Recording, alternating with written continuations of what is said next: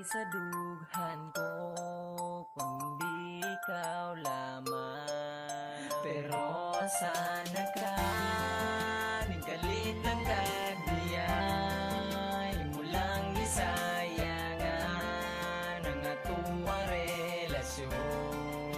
Mahala sana Di ko gusto kong kalimtan ang atong mga kaagi, napakasakiliran. Daghan kayo tagpaagi para lang magmalipayo ng ato ang relasyon, o para lang mapunta ta sa maayong direksyon. O karon asa na ka, imuha lang ibinuangan ang ato ang relasyon, imuha lang gisayangan. Wala ko gadahom na ingani ang resulta, nagihatag naman ako tanan nimo akong gugma.